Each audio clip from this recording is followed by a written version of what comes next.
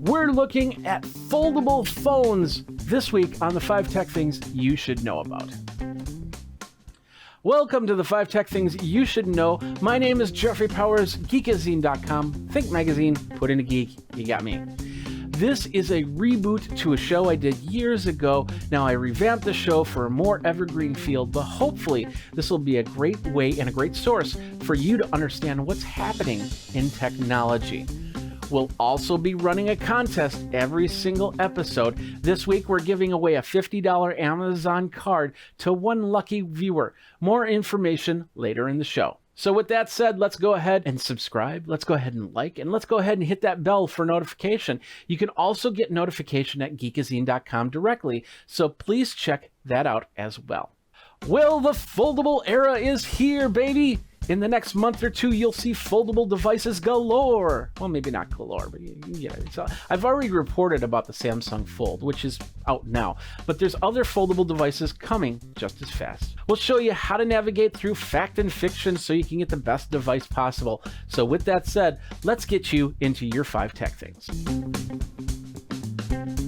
Now, there will be 2 types of foldable screen, what I'm calling the single continuous screen and the dual screen fold. Microsoft, for example, is launching the Surface Duo, which is more than just a phone. It's a 2-screen booklet that's simply a mini PC for your note-taking, game playing, web surfing, Instagramming, and a whole bunch more need. The Surface Duo is 2 5-point-inch screens that fold out like any laptop would. You can run it as a full tablet, you can run it in laptop style, you can run it in tent style, or even phone style. The dual screens means there's a break in between, so these tablets won't be able to do continuous screen because the break will cause issues in touch and slide and 2-finger and 3-finger and 72-finger, whatever. So for example, if you want to play Candy Crush, the divider will cause issues if you're trying to get that Candylicious screen on one try. Is that what they call it? Candylicious? Now the Samsung Galaxy Fold is out, and in this case it's actually a continuous screen. The Fold is a $2,000 phone and it has an outer screen when it's closed and the tablet mode screen when you open it. Since the screen is continuous, you'll actually see a small rib in the middle. This is by design. Don't freak out. It's by design so the screen has some leeway and won't break or cause any type of dead pixel areas. Samsung has run tests to make sure this screen will last at least 3 years worth of opening and closing. The other part is that hinge on the outer side. Now it makes the phone thicker, but it's more durable. That just in case you decide to fold it the other way. And by the way, don't fold it the other way. Now, in order for the continuous screen to fold, it cannot be made of glass. We haven't figured out that technology yet. In the Samsung case, the outer screen is glass. Huawei Mate is another continuous fold screen. These screens will most likely have a special scratch-resistant coating, but it won't be as strong as a glass screen will. That is why you might want to consider a screen that folds into itself rather than outside of itself.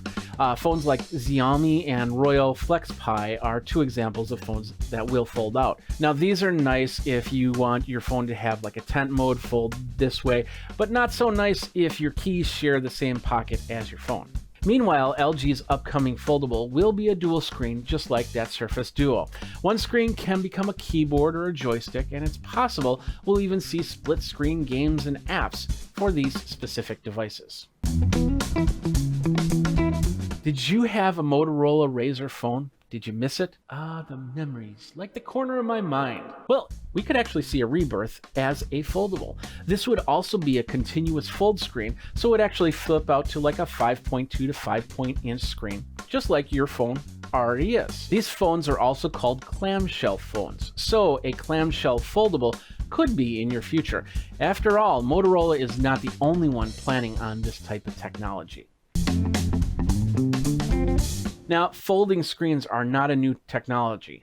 I actually saw screen bending technology back 10 years ago. Granted, at that time it was for computers and laptops, but now with lower LED power needs and high resolution, it's easily imagined for phones, watches, headbands, and however you might need it. We could even see future digital signage with mobility and bendability to it. Now, before we get to number 1, let's talk about the elephant in the room. Okay, didn't expect that. Will Apple have a foldable? Now the quick answer is yes, but not right now.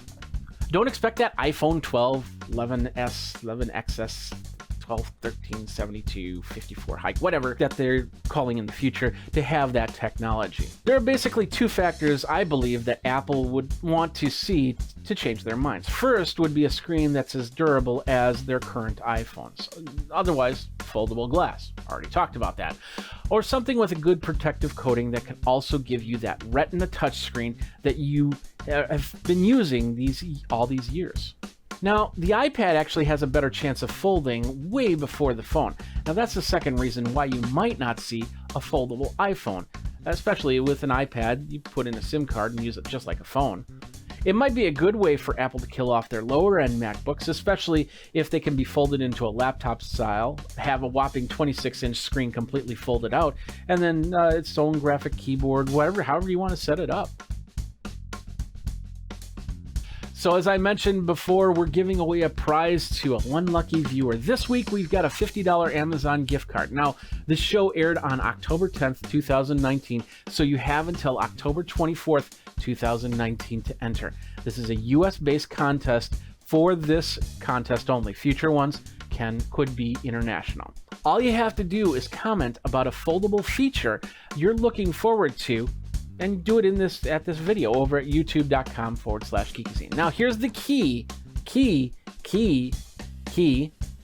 You have to use the words foldable feature. Doesn't matter about the case sensitivity, just two words, foldable space feature in your comment. Bonus points if you can use hashtag foldable feature, but make sure that you use both if you do. And good luck to all of you out there. Face it, the majority of people buy phones for one reason, and one reason only: to make a better phone call. Oh, I should have turned the phone off. I got a call. Hold on a second. Hello? No, I don't want to cruise to the Bahamas for extending my car insurance and sending $5,000 for my $3 million inheritance. No, I don't. No. Actually, we all know it's about the camera, and in some cases, these foldable phones will have more cameras attached than you can ever imagine. The screen will definitely be second place to how that camera works. And that's the basis on the new iPhone 11 Pro. The camera that will be a DSLR killer.